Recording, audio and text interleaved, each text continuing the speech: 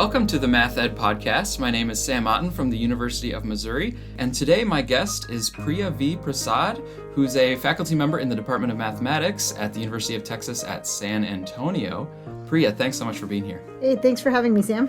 We're going to be talking about a project that Priya's working on, and she's going to be sharing some research from it at the upcoming PME-NA conference in Cleveland, Ohio. And this has to do with college algebra instruction and working with mathematicians and instructors who are teaching at the college level. And both of us, are really passionate and care a lot about math instruction at multiple levels. Right. And we both are involved in these ongoing multi-year projects where we're trying to see what we can do to sort of shape, slightly reform instruction in certain ways. And both of us believe in, the NCTM vision of reform math instruction, of having things student-centered, having discovery and inquiry. But I'm very interested to talk to you about your project because both of us also seem to have this grappling where we face the realities on the ground. Like, what are the realities that math teachers or university instructors are dealing with? What are the constraints around their situation? And how does that sort of exert force and inertia on math instruction? And so both of us, it seems like, if I'm reading it right, and you can correct me if I'm wrong, but both of us seem to be taking sort of a practically oriented, modest sort of approach to shaping or changing math instruction.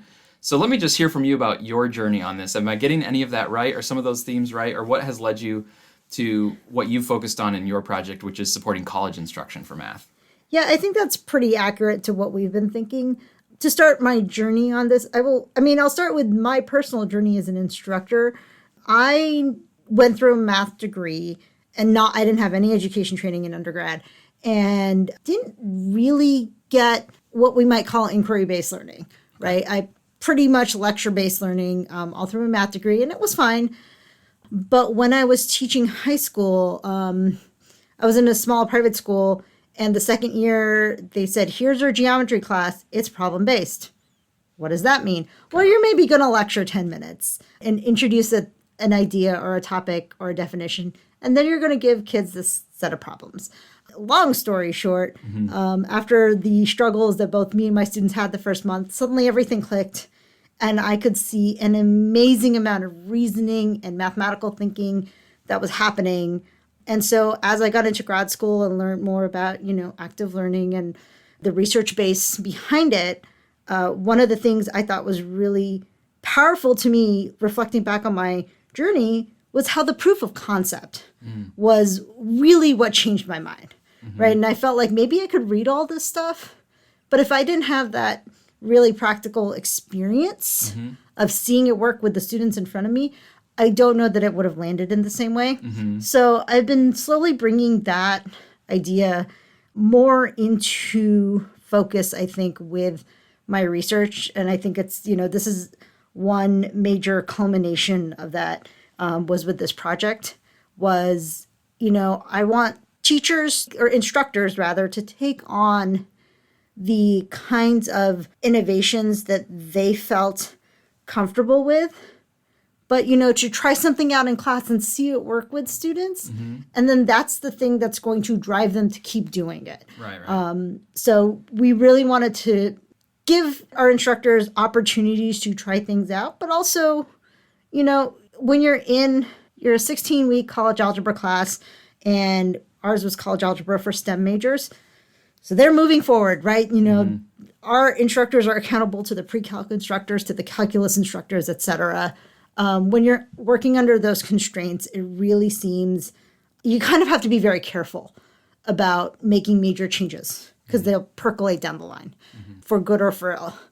So we really wanted to give our instructors the ability to try small things out, right? And build that proof of concept, like almost from a grassroots level of what if I do one lesson where there's more student discourse? What happens then?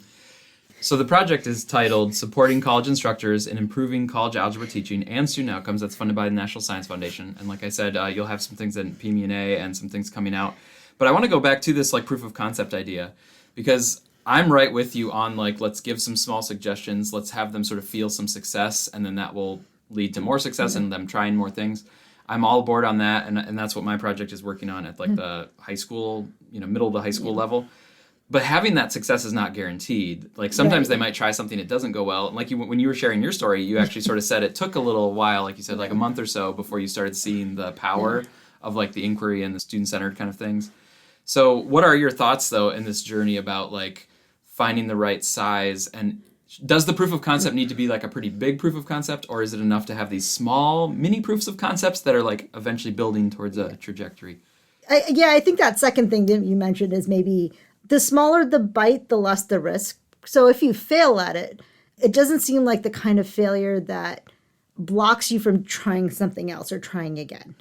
So I think if instructors kind of swing for the fences, and I am absolutely a swing for fences type instructor myself when I'm doing these things, when you fail, it leaves a kind of bad taste in your mouth, and you are really hesitant in taking this back up again. To give you a personal example, I did ungrading one semester. I want to come back to it. I want to try it again, but I was not comfortable. And that's a pretty big change. Yeah. Oh, it was a The major. students will let you know that that's a pretty big change. Well, it was a small class with 6 students who really liked me, so I was lucky, but it still didn't feel comfortable.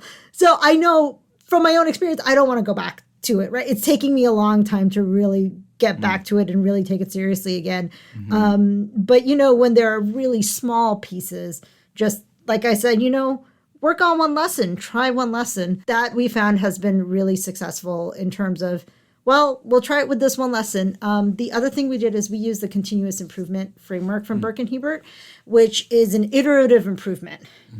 So not to get too much into the weeds of that framework, but it's a great thing to look up coming out of the University of Delaware.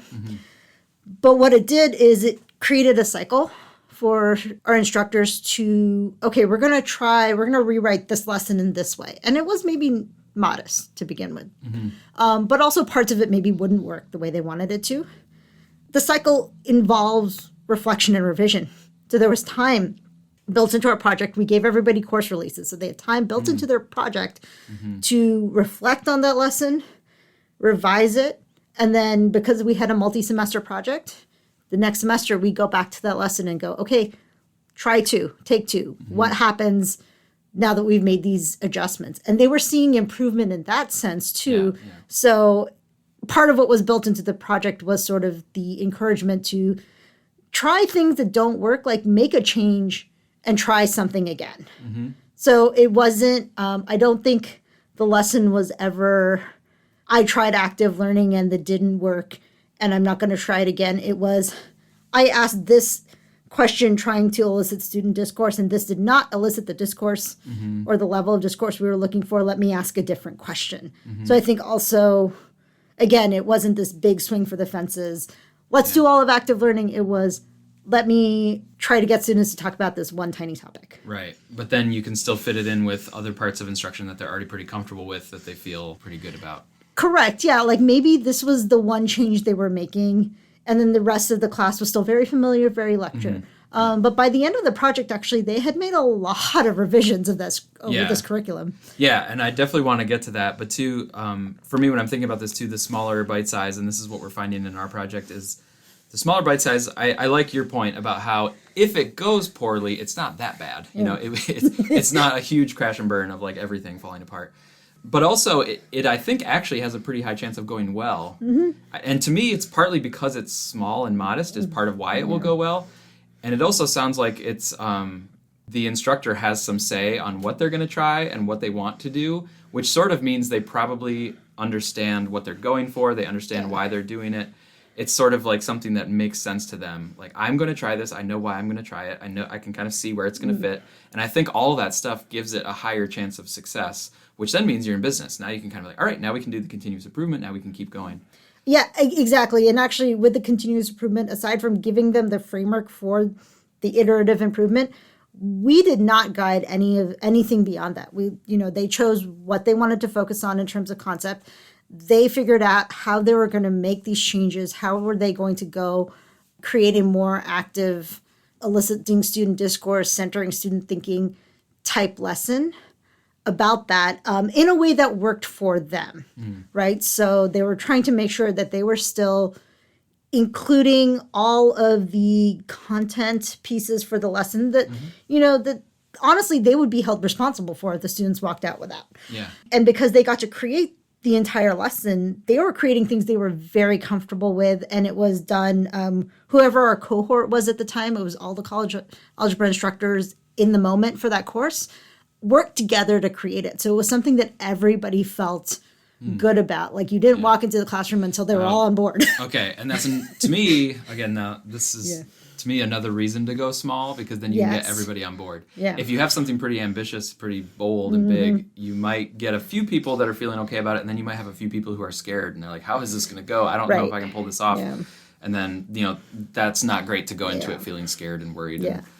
And I think you're right about grain size being such an important piece of this. Like we did this module to module. So that's 1 week's worth of lessons, right?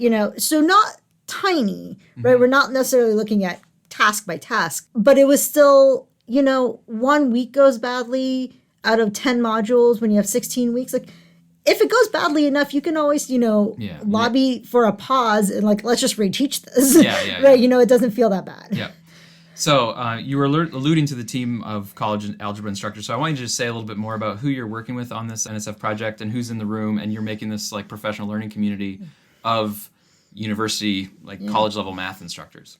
Yeah. So my co-PI on this is Jessica Gehrtz, who comes from a background of having worked on the Progress Through Calculus project as a grad student, and as a postdoc, she did a lot with STEM instruction, like STEM faculty development at the college level. So it was really great to bring someone in from that space. And her work is a lot in room. I actually come from a background of K-12 PD research. And that's kind of a space I think, sorry to tangent here, but that's a space I really think we need to bring into college level work, because there's so much work that's been done. And I think we can learn so much from that. So between her strengths and mine, I think we were beautifully positioned for this project. But our participants were our college algebra instructors. They were an incredible group of people. We cycled people in and out of college algebra, so it wasn't always the same instructional team. And I think this was a real strength of the project, was we constantly had new ideas being brought in, but also the ideas from the project were then being exported out to other courses when they were assigned to other courses. Yeah, and the process that they're going through can live beyond just one group of people. It's more like the process can carry on. Absolutely. Yeah. All right, so I want to just preview a little bit of your PME-NA paper. So you have some research that you're going to share at that research conference in Cleveland soon. So in that one, you talk about a few shifts that you're noticing in the data from your projects. Like there's a shift in when the instructors are talking in their PLC, the kinds of things they're focusing on. You also have classroom observations, and you saw some definite shifts in the earlier kinds of classroom instruction that you were seeing, and then as they participated in the project, the later kinds of instruction that you were seeing. So maybe let me just open it up, and maybe you can give us a little bit of a sampling of the kinds of shifts that you saw from your project data. Yeah, so I think kind of the really interesting thing, we collected this classroom data. We didn't really realize how important this was going to be for our research objectives, because the classroom recordings are an important part of the continuous improvement framework. There's a part where you have to observe each other. Yeah, they share videos. You watch mine. I think in some ways people have done this. It comes also from lesson study, where you might actually be in each other's classrooms. Logistically, that was impossible. But we did have a grad student who could go in and record everybody's classroom videos. And so we had those available. So we basically ran a video club as part of the PLC. But it also meant that we had all these videos on hand. So we and a army of graduate research assistants coded them using the Copus coding observation protocol, which was great because that was good at tracking, what was going on. I think it divides it into 2-minute chunks. So what's going on in those 2 minutes, like who's talking, like are we doing group work? Are students talking? Are they talking to each other? Are they talking to the instructor? What's happening, right? Sort of writ large, it did a really good job of, for an instructor, tracking, here's, in the first semester of the project, kind of, we have 3 classes from them, maybe. Here's what they look like. Versus 3 semesters in, we have 3 classes.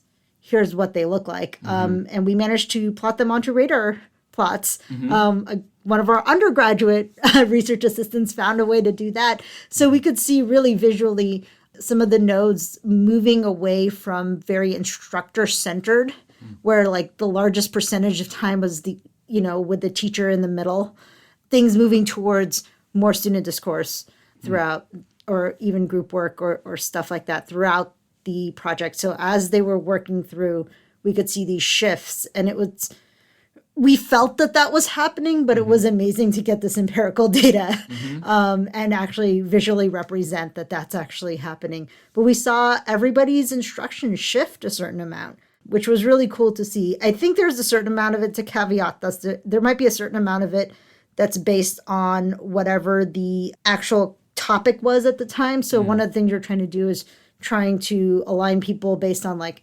okay, let's look at this one lesson across these 2 or 3 semesters and see what changes happen just across this lesson. Because one of the things we did also notice is, given the module, things might be more teacher-centered or more student-centered just because of the complexity of the topic. Yeah, we grapple with a similar thing with our secondary classroom videos where, we might track the representations that are used, and then there might just be some lessons where it's like, yeah, this lesson is about graphing this thing, so you're going to have a lot of graphs and maybe not much else today, and trying to not hold that against them because that just happened to be the topic that was observed, versus another topic where it's like, oh, you could have story problems and it is symbols and a graph, and but sometimes the lesson just lends itself to it a little bit more. Regardless of whatever dimension you're focusing on, there could be certain mathematical lessons or modules that favor it a little more than the other. So it's good to look more broadly across. So I think that's good. So I will say one thing that made it a little easier across the entire semester is what the instructors chose to do was create Desmos classroom activities. Okay. And so I think in some ways it was a way to force themselves to use them and collect evidence of student thinking in the classroom, because everybody has to do the Desmos classroom activity. And they have to pre-plan asking the types of questions that and are where going they go, where they come in the activity. Exactly. And getting good answers from student, because what's the point of doing this if you're just going to get yes, no answers from students for the whole thing? And because the tool is so powerful, if they ask a really good question with lots of really cool answers, they can pull that out and, anonymize those answers and share a snapshot of everybody's answers and discuss that. And then they're doing a discussion that is based on, driven by the students' thinking and centering the students' thinking as well. So that, of course, makes me think, and maybe the answer here is both, but it makes me think about that shift in instruction, how much of it is from like the PLC and these small continuous improvement kinds of things they're working on, and then how much of the shift might be due to the use of a Desmos tool, and that tool becoming more common might start to shift the instruction in certain ways, or is it, of course, maybe both? I mean, I think it's maybe both, but right at exactly the right time, I think, in our project is when Desmos actually unveiled the really powerful parts of the Desmos classroom tool with the dashboard and the snapshots of student thinking and all that stuff. That was coming, I would say, a semester in to our project. So they had already made this commitment to be using Desmos Classroom. And when this came around, it was something we could really show them and say, here are the things you can do. And then they're the ones who chose to take them on, right? I think there was a version of this where they don't use those tools. They're just there in the background. But these instructors decided to make use of them. For me, of course, because I'm just always thinking now about this dimension of like incrementalism and like making things small to get taken up and shared and stuff, but then also excited about some of these shifts that you're seeing in instruction. So if we go back to that broader idea, would you characterize these shifts in instruction as like transformational shifts where it's like, wow, they made pretty big changes? And then how does that fit with what we were talking about earlier about sort of approaching an instructional team that has a system that they work within, they have a background, they have things they're comfortable with, coming at them in an incremental way, but how would you square that, or how would you relate that to now what you're talking about? It's like some pretty noticeable, like you can see in observations, pretty big shifts in the instruction. I think earlier today somebody mentioned, I think it was you, like you get a bunch of tasks and suddenly that's a whole curriculum. Oh, yeah. Right? Yeah. I think this is what's happened here, right? So they have revised the entire college algebra curriculum over 3 years. And that was by spending, 3 lessons, 3 modules max per semester that we're focusing on. So you think that's not really that much, right? It's 3 lessons. each semester. But now you got multiple semesters. Yeah, you do it over multiple semesters. That's the whole curriculum right there. So, I don't think we should discount the importance of small changes to add up to very large changes. And it's just small changes are what's in front of you. I will say they did make some major structural changes in the course, kind of. The first time we did this, they realized, hey, if we need to focus on sort of our pain points on this curriculum, right, the soft spots, our biggest issue actually has to deal with how are we bringing in some prerequisite knowledge and how are we reinforcing that before we get into the main part of the course. They built a fundamentals unit, right? That was actually the first piece. The first set of data we actually have on their lessons is a prerequisite knowledge unit. And so that was a pretty major change, and they made it pretty early. But it was because when they were looking at the curriculum and trying to find the issues, they started reflecting and said, no, our first biggest problem is handling this. So I think, sometimes you realize the small change can't be made until a different, larger change is made. And, if you're already on board with trying to make that small change, trying to make that larger change doesn't seem as overwhelming. And it ended up being a great idea. Yeah, or the small change really brings into sharp relief like why you need to do that bigger thing. Right, But it's exactly. kind of like the small change set the stage where you can really see like we Absolutely. do need to do that, we can do that. Yeah. Yeah. So yeah, I think this was transformational. I would say the curriculum is now very student-centered compared to what it was before. Okay. And in a way that we bring new instructors in and we train them on here's their curriculum. You kept not only everybody on board, but even new people coming in, they were able to join on board too, which to me that's the thing that I feel like we need. Math ed leaders, math ed scholars, when we're trying to make change, I think we need to make sure we're doing it in a way that everybody can feel included in the change. And when there are inevitable disruptions or changes or staff turnover, whatever happens, we have to just be ready for that to be part of the equation. We can't sort of hope, well, we're going to do this really big thing, and I hope nothing ever disrupts it, or I hope no changes happen. I hope the principal doesn't leave, or I hope that the curriculum never gets replaced or something. For me, that's sort of doomed to fail, to put it sort of bluntly, versus like, oh, no, we have this plan, continuous improvement, incremental changes, keeping everybody on board, and it can actually weather the storm of a personnel change or a leadership change or something else. Yeah, we definitely try to build that in when we had the money. Now that the grant's over, the active part anyway. Yeah, because you were able to do the course releases while they were working on this. And, right, yeah. So now we don't have that, and we hired new instructors, and they're just a new group So now, but the same coordinators, but new-ish group. So we'll see how the semester goes. That's another good research question, right? Follow about. Well, that was going to be my next thing on the project here is what are the next steps for the project. So I know that the official funded period is kind of ending, but of course the work and the collaboration is still there. What's next steps for you? Yeah. So one is just really trying to understand what is the sustainability. We had a lot of conversations as the project was ending with the course coordinators on, okay, what is sustainable? What are the pieces you want to hold on to? One thing they really strongly wanted to hold on to was this idea of informally observing each other's teaching. And, Jim Hebert has this big focus on instruction, not instructors. Right. And we, let some of the observations be really informal in that sense with the video club. And we saw it as a really, really powerful motivator for improvement just by watching each other and not even us saying, oh, this person is doing a great job right now. It's they were noticing it on each other. Right. And you don't even have to come in with a big agenda of like analyze this and this. Just the collaboration of watching each other's instruction can spur natural things. And we found that was very, very powerful. So we are interested in following that up to see if we can expand that out beyond college algebra. But I know it's also something that they wanted to sustain within the course itself.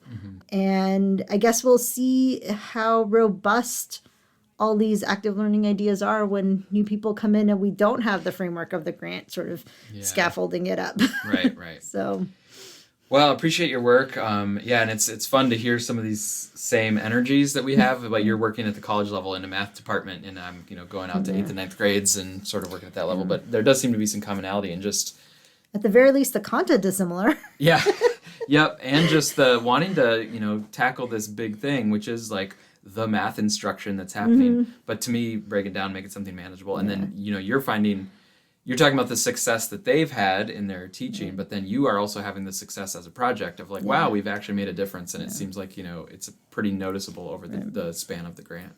And I'll just add one more thing is that I think the real success of this grant came from, we wrote this grant by constantly going back to our course coordinators and asking, what is it that you want? What is it that you need? We even asked them, we're putting the budget together. Do you guys want supplements or do you want course releases? Yeah. And as much as any lecturer, I'm sure, wants more money, what they needed was time in order to do this work. So course releases is what we gave them. Yeah. Well, it's been great talking to you, Priya, about that. I do have a few questions I always like to ask guests. Sure. So first of all, if we back up to your doctoral studies, help us put you on the map for where you did your doc studies, who's your advisor, and then like really quickly, what was your dissertation? I know I always feel bad because we don't have enough time to talk about full dissertation stories, but maybe briefly you could hit on that. Yeah, I mean, interestingly enough, I think I've come full circle a little bit. So I did my doctoral degree at the University of Arizona through the math department. My advisor was Rebecca McGraw, but I also had Marcy Wood and Jen Wolfe and Bill McCallum on my dissertation committee, so I felt very lucky. And so I actually focused on K-12 PD, actually on secondary math professional development and just how do teachers operationalize what they learn in like content-focused PD into their classrooms. And so it was really interesting to bring all this knowledge I had about professional development into writing this grant and this project. Yeah. All right, and then my last question is just to imagine an alternate world. Oh. So imagine you're not in math education at all. Oh boy. And you can't say math either. So like not in math or math ed. Yeah. Can you imagine doing something else as a career? I would have been an archaeologist, and I would be on the dig in Pompeii right now. Oh, wow. No, I know the answer to this question. That's a very specific answer I know. You did not hesitate for. Yeah, no, that is absolutely my alternate universe life. Oh, wow. So my wife and I went to Los Angeles. It was my first time in LA just a couple years ago, and we went to the La Brea Tar Pits. Oh, yeah. So I had heard of the La Brea Tar Pits and stuff, but I did not realize how robust the finds were in there. Stuff like amazing. But yeah, so say more about other things you've been interested in archaeology. I'll just say I grew up next to the La Brea Tar Pits. Oh, really? So, wow. Yeah, I got to see that a lot as a kid. Yeah, but I'm really fascinated in ancient history, and I'm fun fact. My second degree in undergrad was actually in religious studies.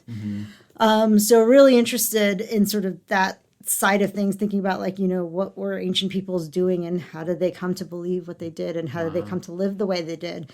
I know they make that joke about how many times you think about the Roman Empire. I know they say that about men, but I also think about the Roman Empire. I got to see Pompeii a few years back, and it was incredible. I only got to stay for one afternoon, and I was with my parents, and they were like, "We're hungry, let's go. The sun's setting." I'm like, "No, I want to live here." Wow. So, yeah. I have family that lived in Spain for 20-something years, and we went and visited them several times. And it kind of blew my mind because my aunt and my cousins took us for a walk, and we were just kind of walking back behind the neighborhood and then kind of going out into the Spanish countryside in the middle of Spain. And then all of a sudden, it Roman was roads. Yes, my aunt was bringing us to this Roman road that was back there. Yeah.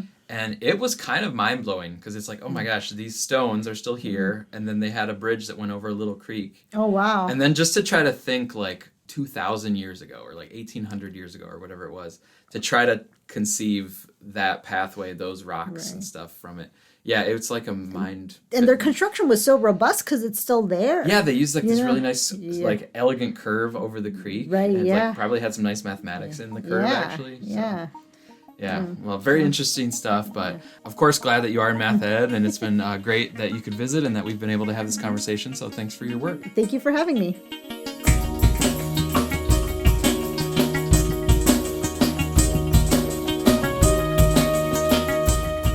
As I mention in every episode, I'm here at the University of Missouri in Columbia, and I want to say that we have an excellent math education group. We are 6 faculty members, a couple visiting scholars, and about 10 doctoral students, all working together to do research on mathematics teaching and learning in schools. And we also have active programs teaching prospective elementary teachers, prospective middle and high school math teachers, a graduate program for elementary math specialists, and graduate programs for all math teachers to get master's or ed specialist degrees. If you've been thinking about going to a PhD program to join a math education group like ours, to become a math ed researcher or to become a university professor, we invite you to consider our PhD program.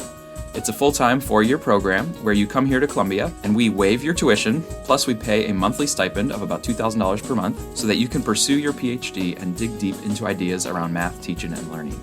If you want to learn more, you can go to mizzoumathed.org. That's MIZZOU mathed.org. There you can find information about our PhD in math education and follow the links to apply. We ask that you apply by December 1st for full scholarship and fellowship consideration. There is no GRE required to apply, just a desire to delve into math education research and teacher education. Our program has been ranked in the top 5 nationally for a couple decades, and we're very excited to have more doctoral students join our community in fall 2025.